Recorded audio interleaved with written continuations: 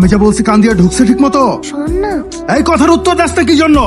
কি বলছি আমি? আরে সর আমাকে। কালকের মধ্যে যা সর। ভাইয়ের কাছে টাকা 10 লাখ টাকা না আনছস, তুই আমার আসল রূপ দেখবি। তোরে পিটাই আমি তক্তা বানায় ফেলবো।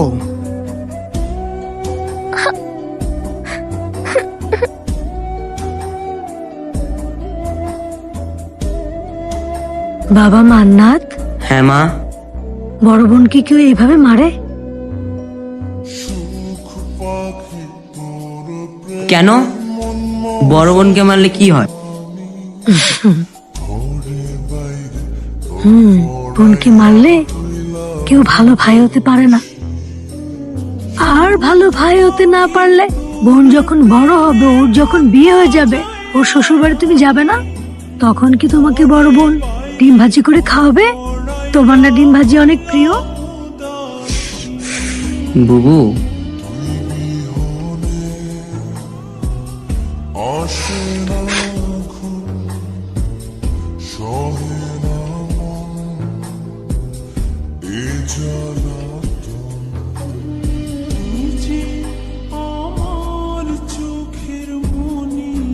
বুবু, বুবু শোন না। বুবু শোন না। কি হলো রে? কি হলো মান্নাত জান্নাত? গ্লাসটা কে ভাঙলো? না না মা, কিছু হয়নি। আমার হাতে লেগে গ্লাসটা পড়ে গিয়েছে।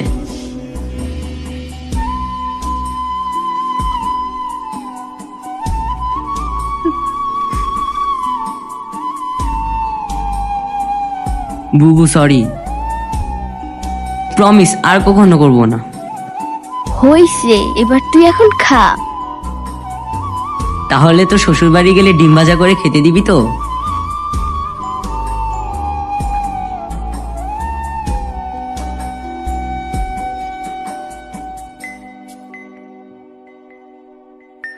আপনারা কারা? আমরা অনেক দূর থেকে আসছি আপনার ডিম বাজি খাবো বলি। কি? এটা কি সোহেল মির্জার বাড়ি? হ্যাঁ, উনি তো আমার বড় ভাই।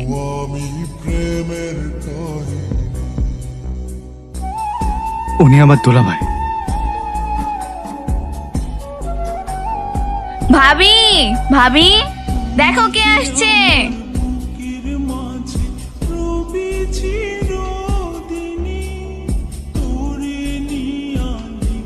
জান্নাত, কেডা এটা?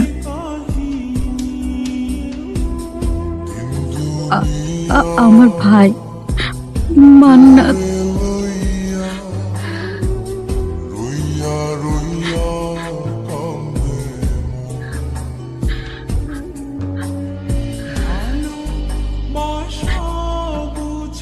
মান্নাত, তোমার বোন সারাদিন কতবার তোমার নাম নেয়?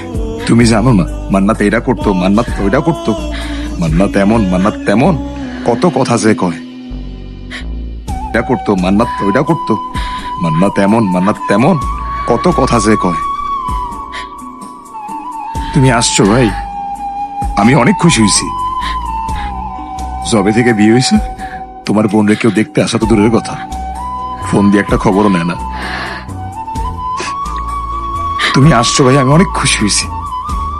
এই জান্নাত, তোমার ভাই আসছে, বাজারের একটা নিয়ে আসো। আজকে তুমি নিজের হাতে তোমার ভাইয়ের যত পছন্দের খাবার আছে সব রান্না করে খাওয়াইবা। তাড়াতাড়ি নিয়ে আসো। না,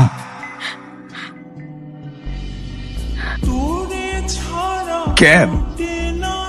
ও বুঝছি, তুমি মনে হয় আমার কথায় কষ্ট পাইছো। আমি আসলে কিছু চিন্তা করে তোমার কিছু বলি নাই ভাই, মনে কোনো কষ্ট রেখো না। মা বলতো ভালো ভাইরা নাকি বোনের শ্বশুর বাড়ি গেলে বোন ডিম ভাজি দিয়ে ভাত খেতে দেয়। আমি ঢাকা থেকে এই পর্যন্ত আসছি আমি শুধু আমার বোনের হাতে ডিম ভাজি দিয়ে ভাত খেতে। কি বল, তুই তোর ভাইকে ডিম ভাজা দিয়ে ভাত দিবি না?